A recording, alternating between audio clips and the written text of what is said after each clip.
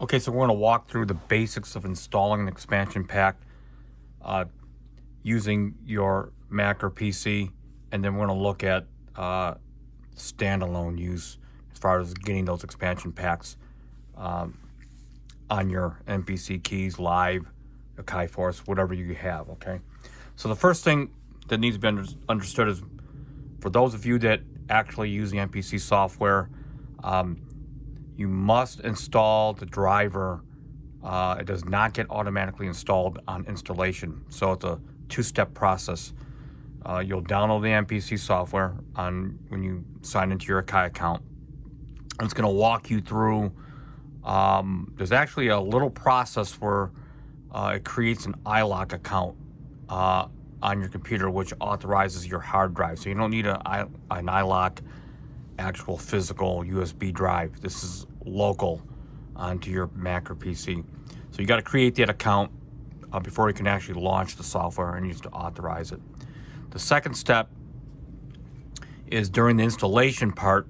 It's a separate installation, but it's using the same installer, which is you'll have to install the drivers. And what I mean by drivers for your MPC that you have, or drivers for MPCs that you might also have. So each MPC model, whether it's a Key Force, Live 2, 1, Key 37, Key 61, X, XSE, they all require separate drivers. So that you might actually have to, in my case, I have to install 2 or 3 different drivers so that the computer will recognize, that particular computer will recognize all my MPCs when I hook them up to USB. So that's the number one problem that you'll have if you don't install that driver. So once you get that driver installed, you'll hook your MPC up with the included USB cable to your Mac or PC, and everything should look pretty good at that point. You want to make sure that your MPC is in control mode. So how that actually happens, and I'm going to try to zoom in here so you can look at this. This is for new users.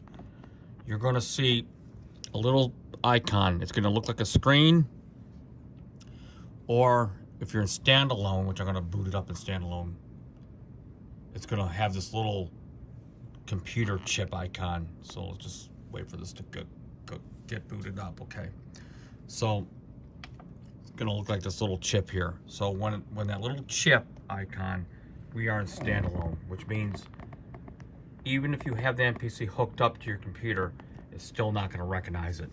So when the MPC is paired to your computer, whatever drives, and it could be up to 4 or 5 drives even that are hooked up to here, will mount on your desktop. And then that's how you know you successfully installed the driver and that you're also in what they call control mode. So control mode is you'll go into the main menu again, and you'll just simply hit that little thing, little icon that looks like a chip, and you hit controller mode. Okay, it's going to take a minute, but all the drives are going to mount, and then this will reflect the screen that's already on your MPC. So if you look at this, I'm good to go. Let me just hide this for a second. And then all drives, which in this case I only have 2 drives that are hooked up to the MPC physically, are up here. So, and this is MPC XSE. Now that's important.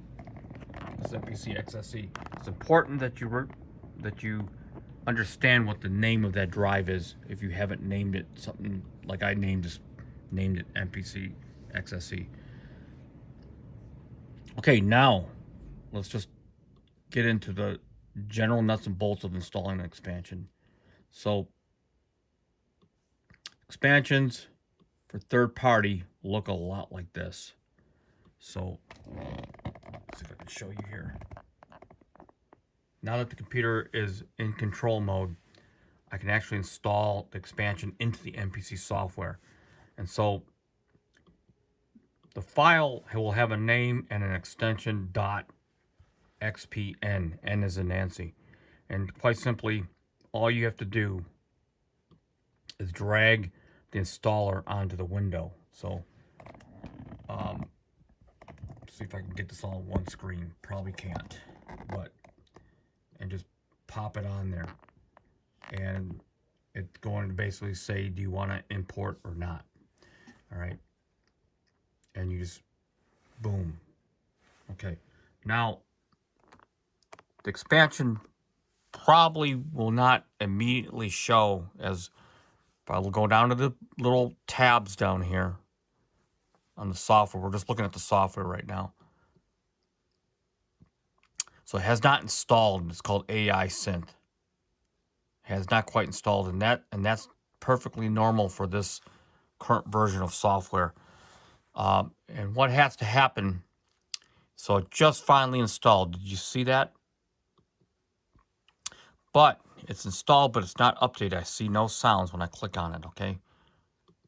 So I'm looking at this tab browser, and you can view your expansions. Two different views: the expansion browser or this version of the expansion browser. Either way. So what's required is if you're on a PC or a Mac. If you're on a Mac, you can get to the tools right from the menu up here at the top. Otherwise, if you're on a PC, you go on, or Mac, you go on Tools, this little 3-bar thing next to the home icon. You go to Tools, and you go to Rebuild Browser Database, which is right here. And watch what happens. It's going to take a minute. You see I got 69 sounds in the AKAI Synth. Okay. All right, and here they are right here. 69. Okay, so this is just the basics of how to install it in your computer. Now, some people do not actually use computers. They just use the standalone MPC. They have very little interest in running the computer software at all. Okay, so we're going to cover that part too. So, providing you're in control mode, as you see that we are, what I'm going to do is I'm going to walk you through on how to actually take this expansion and send it to your MPC. So at this point, we're hooked up through USB. Go to Tools. There's two different ways. You're going to go to Tools, Expansion Manager, and you can go down to here where it says Export. And you're in this little window. And what's going to happen before you actually can successfully send your expansions, you're going to pick what drive you want to send it out to. So in this case, I'm going to send it to the MPC XSE. So that's the number one mistake you can make, is send it out to the default drive, which may not even be a drive that's inside your MPC. Because all your drives in your computer or in the MPC or connected to the MPC will show up in this long list. Okay, so we're going to send it to the MPC XSE. So now you just have to choose what you're going to send out. So I can send everything, or I can send just this one expansion. It's really up to you. All right. And so you just click which ones you want to send out, and you send them out. All right. Now there's one other way to get to this page. And if you're like me, you can hit the little 3 bars up here. Go to Tools. Not Tools, I'm sorry. Go to File at the very top. And you can hit Export Expansion. So let's go to here. File, Export, and Expansions. What's going to happen is it's going to take you directly to that same page that we were just recently at. You don't have to go to the manager aspect of it. And then you can pick whatever hard drive. Remember, whatever drive you have. So for example, if I have an SD card, which is right here, labeled key 37, that's the SD card that's actually inside my MPC right here on the SD card slot right there. It's hard to see it, but... And you just hit export. Okay, now, if I go in, we're going to sort of gloss over a little bit of what actually happens when the expansions go onto your MPC. We're going to look at the hard drive from the computer perspective. So if I go into here to this drive, this is the internal drive for the MPC. There's a lot of stuff on this drive. This is the one. This is the solid state that's installed. So if I go into the folder called expansions, you're going to see all the expansions that I have loaded in here. And the expansion is not in an XML file format. It's a different format that the MPC uses. That's why when it exports it, it converts it into slightly different file. Okay, and so here it is right here. All right, on the MPC drive. So when you're managing your expansions on the physical MPC, you can do it easier. I think it's easier to do it from looking at it from the computer while it's synced up. But you also can do it in standalone mode. That means it's just by itself. It's a little bit more cumbersome, but it can be done. So quite simply, if I delete this file, AI since 2.3, it just won't show up in there. Like if I just delete this file right here, it's gone. It will not show up. If I delete this file 5.2, that expansion is no longer in there. Okay. So it's really up to you if you want different versions and so forth on your MPC and standalone. Now, for those of you that buy the expansions, let's say from me, and you don't own a computer, you'll be sent a standalone file that represents, of course, a file that looks like this. Okay, so if you're starting from fresh and you have no expansions, what you'll have to do is create a folder on your actual media drive, whether it's a USB stick and that's what you're using, or if it's an SD card, or you installed solid state. But you'll create a folder just like this one that says expansions, exactly spelled with a capital E, spelled exactly this way. And then you will manually place your expansion inside that folder, and it will actually show up in your browser. Browser meaning this browser here. So if I go into browse, it's going to show up right here. And when you click it or tap whatever it is going to be, that will show up. So if I go into here and bang, here you go.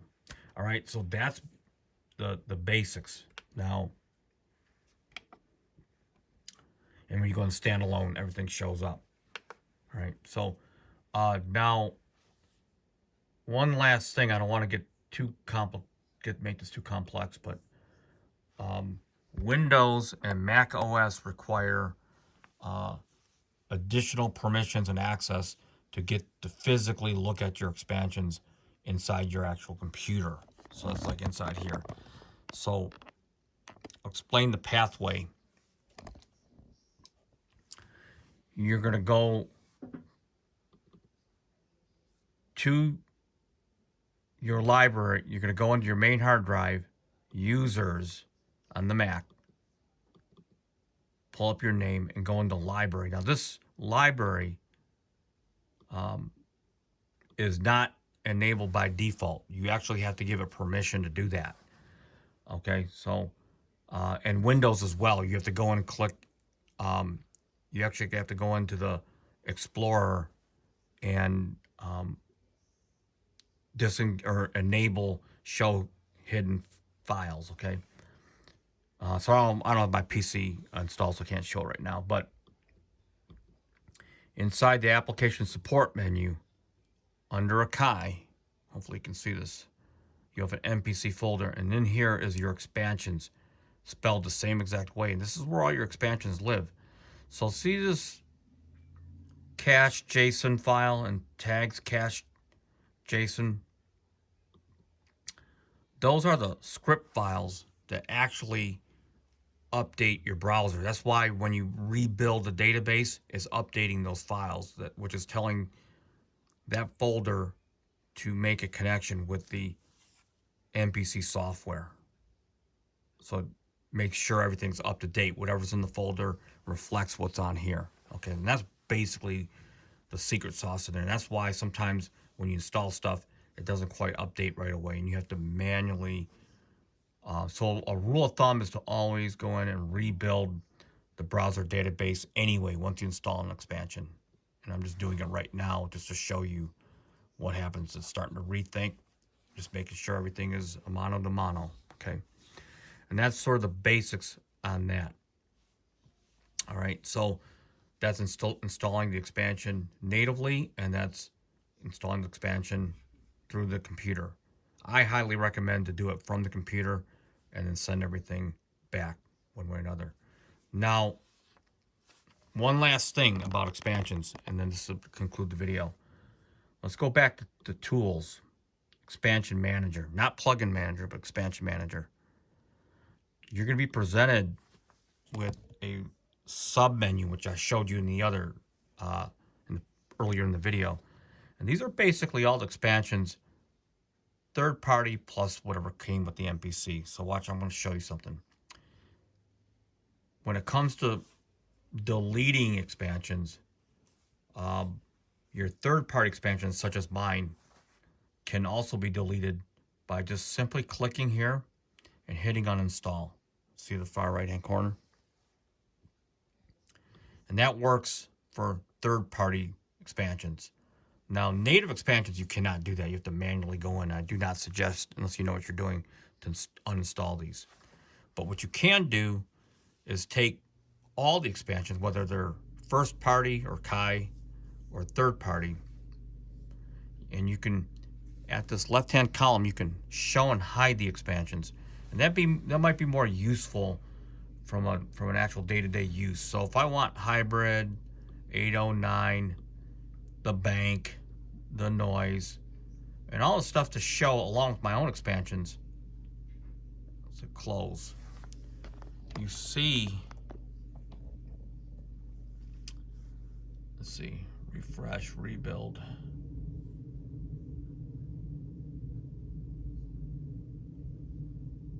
That if they're installed, which they may, well, hybrid's actually like a plugin, but they will actually show up in your, should show up in your browser.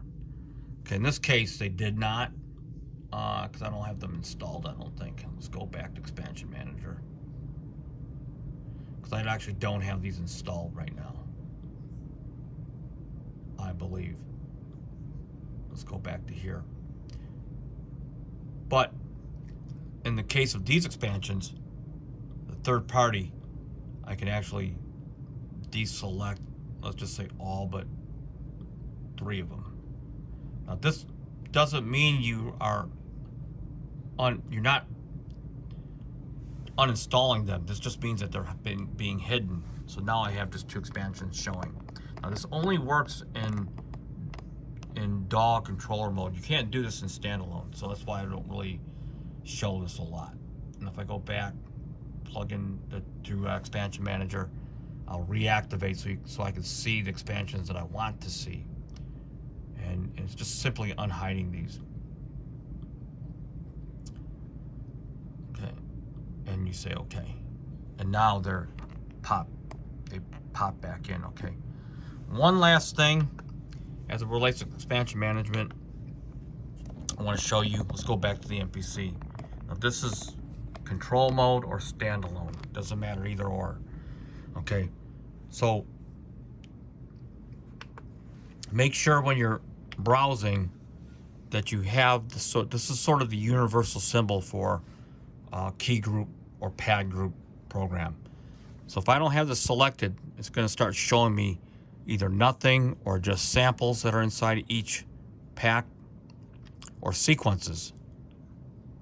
What I want to do when you're typically browsing, you want to have this on the 4 little squares. That way it only shows you programs. Okay, and that's pretty much that. Now let me go into here and my preference real quick, because I want you to,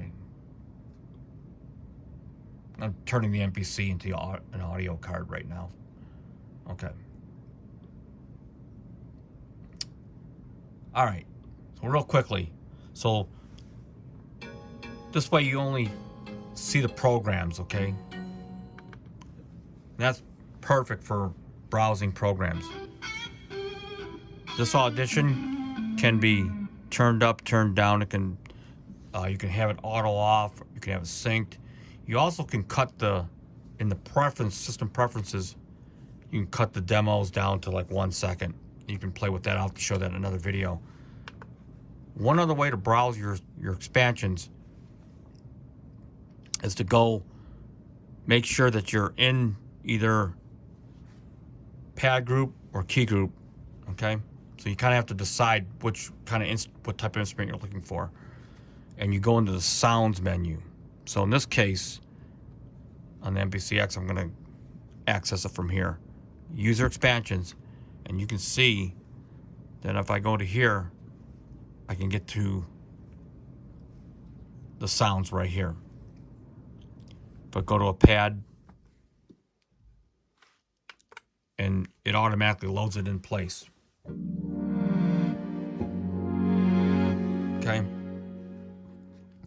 that's just one other way to browse sounds. Now, browsing and loading from that directly loads it into the location of the track. So keep in mind, there is sort of a workflow to consider when you do it like this.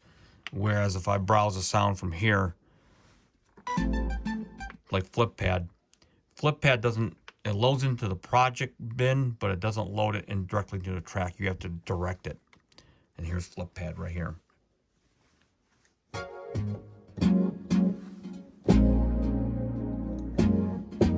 Okay, so I'm just recording through the phone speaker here, or phone mic. But so that's pretty much the basics on installing an expansion pack and loading sounds from the browser.